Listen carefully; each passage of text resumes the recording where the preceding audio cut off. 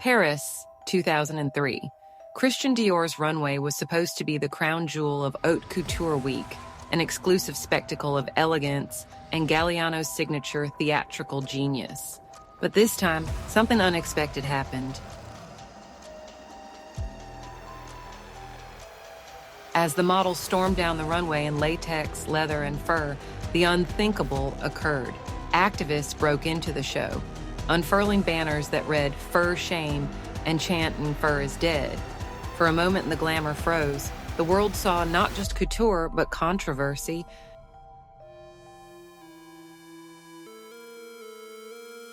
The Fall 2003 Couture collection was John Galliano at his most unapologetic.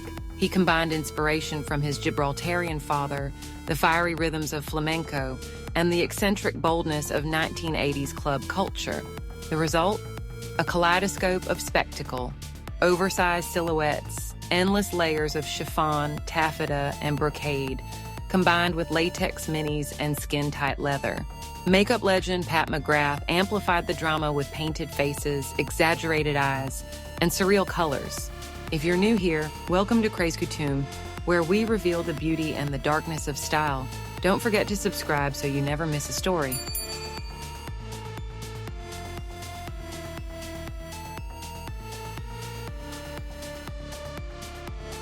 The show wasn't just fashion, it was performance art, a carnival of excess. Galliano knew exactly what he was doing, pushing couture to the edge of fantasy, blurring the line between clothing and theater. But among the feathers, leather, and fur, a darker story was unfolding.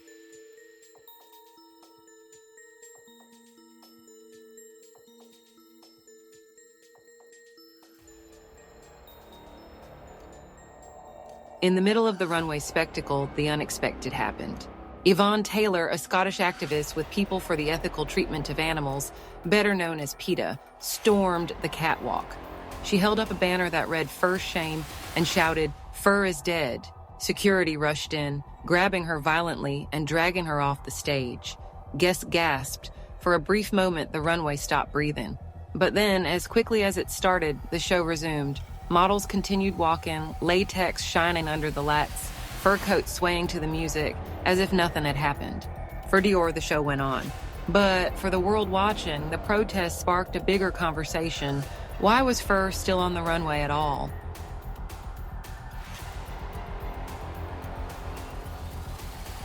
By the early 2000s, fur was already losing its grip on mainstream fashion. Sales had plummeted to historic lows. Most young people saw fur as old-fashioned, cruel, and completely unnecessary. A survey in Britain revealed that over 90% of women said they would never wear it.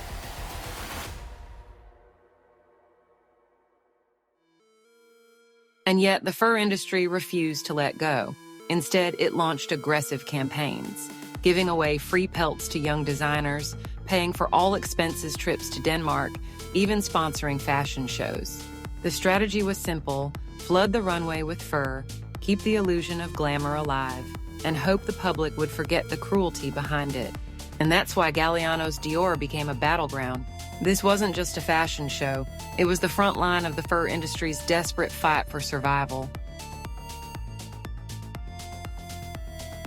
So what exactly was the protest about? Because fur isn't just fabric.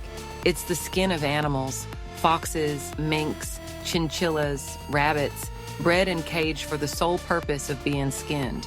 Many are killed using methods the industry doesn't want you to hear about: electrocution, gassing, or neck breaking.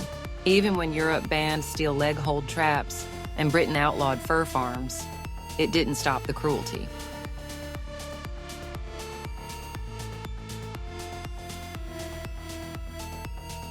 Pelts were simply imported from other countries, nations where brutal traps were still legal, and where millions of animals continued to suffer each year. Galliano's Runway, with its rich textures and extravagant drama, looked glamorous under the lights. But beneath it, activists argued, was a reality drenched in pain. If you're still watching, you already know Craze Couture is different. Hit subscribe and stay with us. The world of style has more secrets than you think. The Dior protest wasn't an isolated act. Just weeks before, activists disrupted Julian McDonald's show in London. Meanwhile, in New York, PETA tried a different approach, sponsoring a cruelty-free runway entirely free of leather and fur. Designers Galen and Kianfarani proved that bold, edgy fashion could be made from recycled rubber, latex, cotton, and natural fibers. The message was clear: creativity doesn't need cruelty. But Galliano, known for his shock value and drama, embraced fur and leather with pride. For him, danger and luxury came before ethics. And that's exactly why Dior's Fall 2003 show became such a cultural flashpoint. It highlighted the growing divide between an industry clinging to the past and a world demanding something new.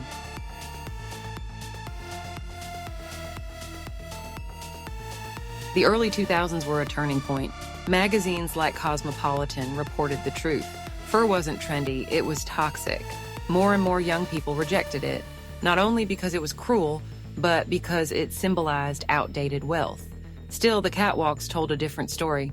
On the runway, fur continued to dominate, but on the sidewalks, it had almost disappeared. PETA's Dawn car summarized it perfectly. The only place you see fur nowadays is on catwalks, not sidewalks.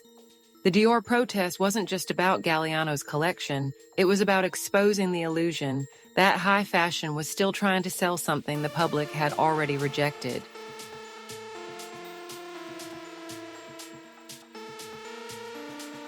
The Dior Fall 2003 collection was stunning, dramatic, unforgettable.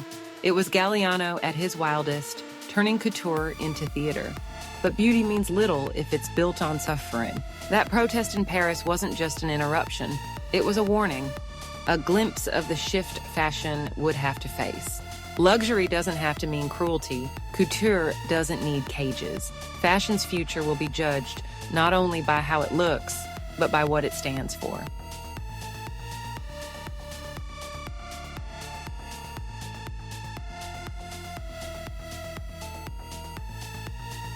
Because behind every gown and every runway moment, there's always a choice. And the question remains, will fashion finally choose beauty without cruelty?